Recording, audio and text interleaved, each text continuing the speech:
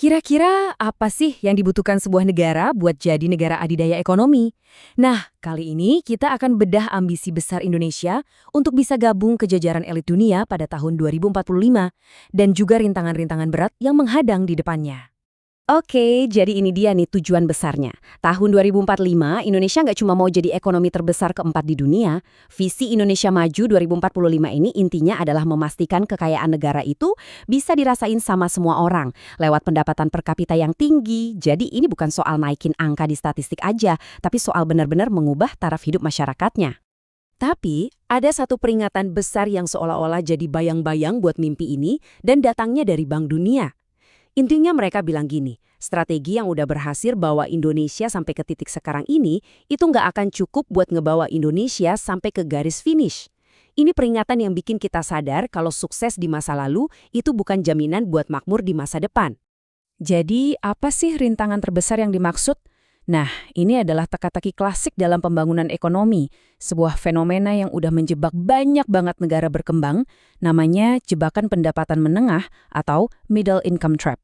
Coba deh bayangin, ini kayak lari maraton. Indonesia itu udah berhasil nyelesain separuh balapan pertama dengan mencapai status negara berpenghasilan menengah atas di tahun 2019.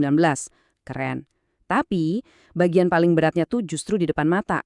Keluar dari level ini untuk jadi negara berpenghasilan tinggi adalah ujian ketahanan yang sesungguhnya, di mana banyak negara lain udah kesandung dan jatuh. Bank Dunia ngasih peringatan kalau mesin ekonomi yang lama, yang tenaganya dari komoditas dan tenaga kerja murah, itu udah mulai ngos-ngosan. Buat naik level berikutnya, Indonesia butuh mesin yang benar-benar baru. Dan mesin ini nggak bisa jalan pakai bahan bakar yang sama. Tenaganya harus datang dari ide-ide cemerlang, efisiensi, dan inovasi yang nggak ada hentinya. Dan ini dia salah satu rem paling pakem di mesin yang lama. 83% tenaga kerja kita ada di sektor informal. Angka yang luar biasa besar ini artinya sebagian besar kegiatan ekonomi itu ada di luar jangkauan sistem pajak. Nah, kalau pendapatan pajak nggak stabil, gimana caranya pemerintah bisa investasi buat hal-hal penting kayak sekolah kelas dunia atau jalan tol modern yang dibutuhin mesin baru itu? Mesin baru secanggih apapun nggak ada artinya tanpa bahan bakar yang pas. Dan dalam ekonomi modern, bahan bakar itu adalah manusia. Yep, sumber daya manusianya. Tanpa tenaga kerja yang terampil dan terdidik, mesin sekuat apapun pasti bakal mogok di tengah jalan. Visi pemerintah untuk ini disebut SDM unggul. Ini lebih dari sekedar slogan loh. Ini adalah cetak biru untuk tenaga kerja masa depan. Kita nggak cuma ngomongin soal jago coding atau teknik, kita ngomongin soal orang-orang yang sehat, kreatif, bisa beradaptasi dengan cepat sama perubahan, dan punya etos kerja yang kuat. Itulah yang benar-benar jadi pendorong keunggulan kompetitif sebuah bangsa. Terus, posisi Indonesia sekarang gimana soal SDM?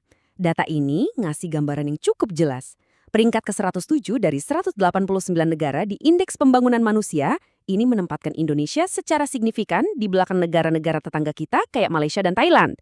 Ini bukan cuma soal angka ya, tapi ini merepresentasikan adanya kesenjangan nyata dalam pendidikan dan kesehatan yang harus dikejar. Kalau kita bedah lebih dalam lagi soal inovasi, kita bisa lihat ada semacam efek domino di sini. Kualitas pendidikan yang masih rendah dan akses teknologi yang terbatas itu langsung berujung ke peringkat yang sangat rendah untuk pekerjaan berbasis pengetahuan. Intinya, negara kita belum menghasilkan cukup banyak pemikir, kreator, dan pemecah masalah yang dibutuhkan untuk bisa bersaing secara global. Dan ini jadi hambatan besar buat inovasi. Yang bikin tantangan ini makin rumit adalah perlombaan ini nggak adil buat semua orang di Indonesia. Bayangin aja, arena pacuan kuda di mana beberapa pelari harus mulai jauh di belakang yang lain. Kesenjangan regional yang dalam di seluruh Nusantara ini berarti kesempatan itu sangat bergantung pada di mana kamu dilahirkan. Kesenjangan ini kelihatan jelas banget waktu kita bandingin bagian barat dan timur negara kita.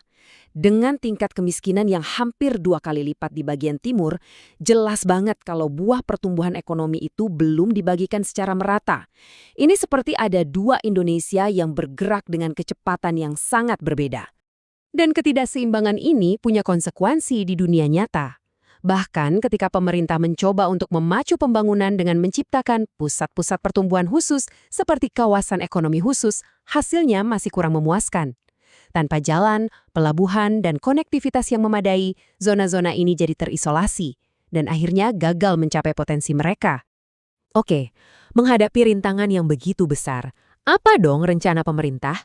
Gimana caranya mereka berencana untuk membangun mesin ekonomi baru ini dari nol? Strategi pemerintah ini bertumpu pada satu ide besar, singkirkan semua penghalang.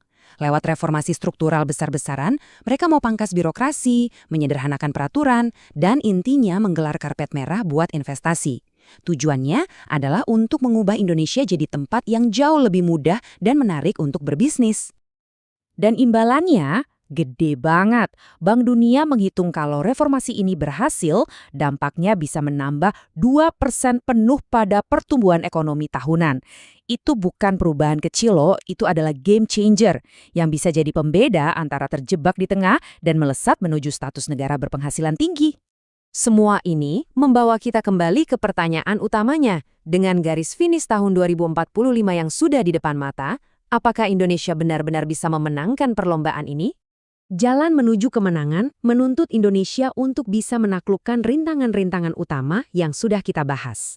Meningkatkan produktivitas, menutup kesenjangan keterampilan, dan menyatukan bangsa yang terpecah secara ekonomi. Seperti yang udah kita lihat, ini bukan lari cepat sprint, ini maraton yang melelahkan.